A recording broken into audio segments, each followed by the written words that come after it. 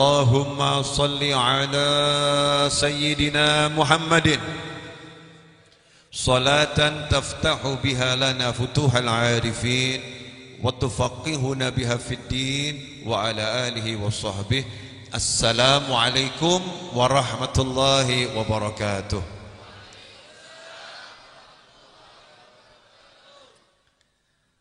Saya nyampe sini ini, pakaian yang saya pakai semua ini di luar rencana saya. Pertama, saya bawa baju tertinggal di mobil. Jadi satu-satunya baju yang saya bawa ya yang saya pakai ini. Ini Haji Untung juga nggak tahu. Yang kedua, saya bawa selendang rida. Saya bawa ke majelis. Tadi saya mampir ke rumah di mana Habib Anis kalau ke Martapura, beliau bermalam di sana. Jadi saya ya ke sana untuk ambil barokah. Nah, enggak tahu itu selendangnya tertinggal di mana. Ya. Terus saya mampir ke rumahnya Hibbi, ke majelis rumah kaca tadi ya, Mahabbatus Sholihin ya. Dikasih hadiah tongkat sama ayahnya. Saya bawa ke sini. Jadi ini pakaian bukan saya yang pakai. Nah, ini pakaian yang Allah pakaikan ke saya malam hari ini. Jadi nikmat. Nah, ini penampilan di luar rencana dan di luar ekspektasi Anda semua mungkin ya. Tapi ya ini yang saya sukai. Hidup itu jangan dibuat ribet. Seringkali kita ini membuat hidup kita ribet, ruwet. Contoh nih, mak-mak yang di sebelah kanan, mbak-mbak yang di sebelah kanan, adik-adik yang di sebelah kanan, juga yang di depan atau di penghujung dunia mana, wallahu a'lam. Karena ini kan live streaming ya. Kadang-kadang nih diajak suaminya, ayo Dik, mungkin manggilnya kalau bahasa Banjar apa enggak tahu saya, tapi insya Allah bahasa global ya. Biasanya suami manggil istri secara umum Dik, Yang dan kawan-kawannya. Gitu ya biasanya ya. Yuk kita pergi ke mall misal, diajak suaminya jalan-jalan. Jawabannya, sebentar, bajunya belum kering. Itu yang saya heran, satu lemari isinya baju, satu lemari isinya pakaian, tapi bilang sebentar, bajunya belum kering. Orangnya juga lagi hadir di majelis ini, walaupun kasusnya berbeda, Kata suaminya, ya udah pakai baju yang ada itu, gak usah nunggu itu kering. Jawabannya, enggak. Nah, itu baju yang itu udah sering dipakai, yang ini jarang. Maunya pakai yang itu, maunya pakai yang itu. Akhirnya suaminya sebel, ya udah kalau gitu nggak usah ke mall. Ya, terus suaminya cari teman lain yang bisa nganter ke mall. Kalau udah begitu ribet lagi. Kamu itu kok maunya keluarnya sama temenmu itu si Fulan, bukan Fulanah ya, Fulan. Orang kok perginya cuma sama temannya, istrinya nggak pernah diurut, nggak pernah diurus. Hadir juga nih orangnya nih. Padahal bukan istrinya nggak pernah diurus, kalau diajak ribet. Sehingga kehilangan kebersamaan bersama suami gara-gara ini itu. Enak tuh jadi istri seperti tas gitu. Tahu tas? Ya, tas itu kalau mau diajak nggak ngomong, maaf saya belum dilap, ya enggak. Diajak suaminya, bismillah, yuk ikut tas ya, yuk ikut di atas kemanapun, diajak suaminya. Kalau istri seperti itu, insya Allah bahagia rumah tangganya. Kadang-kadang suami juga sama, kurang lebih sama ya Bu ya. Diajak sama istrinya, Mas yuk jalan-jalan ke mall, jawabannya nggak punya duit. Loh, emangnya jalan itu butuh duit? Gak ada.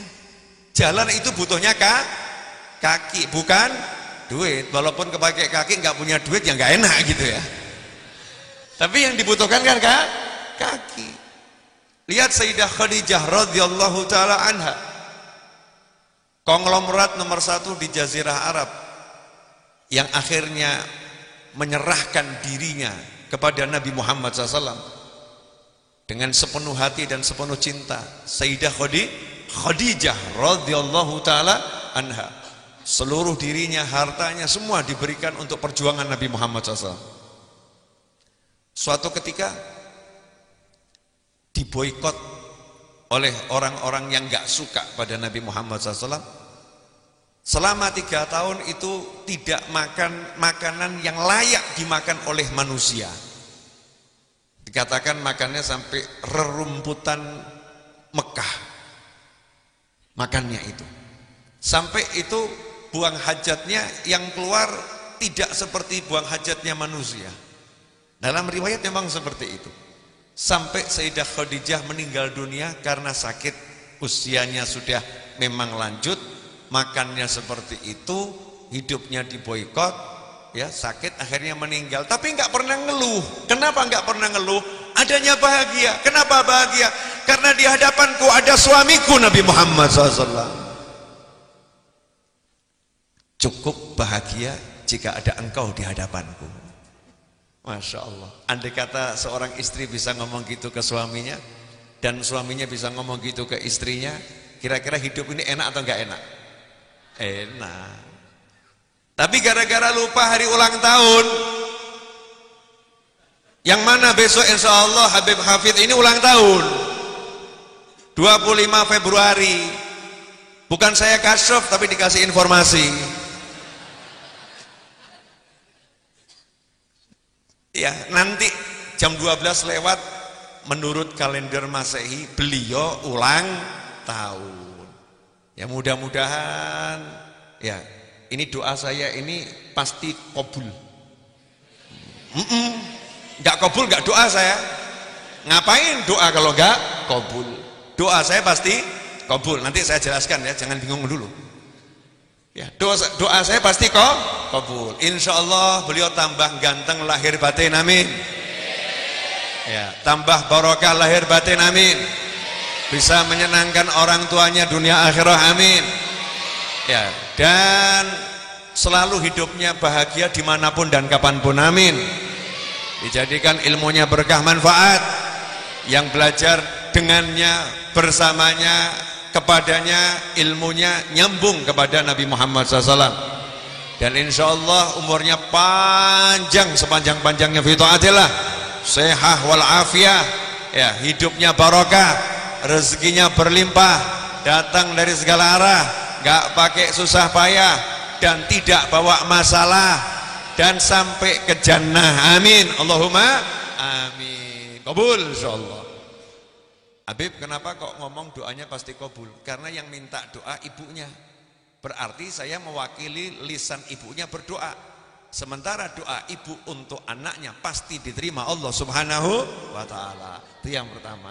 Yang kedua, saya musafir. Orang yang melakukan perjalanan jauh, masafah qasar, dia musafir, makna musafir itu dijamin oleh Nabi Muhammad SAW. Doaul musafir mustajab. Doanya musafir pasti diterima oleh Allah Subhanahu wa ta'ala. Yang ketiga, syarat sahnya doa diterima itu kalau yang berdoa yakin doanya diterima. Makanya percuma kalau kamu doa tapi enggak yakin. Jadi kalau doa ya pede saja. Gimana doamu? Kabul. Pasti diterima. Kok begitu? Memang syaratnya itu. Kalau enggak yakin ya enggak akan diterima. Alhamdulillah.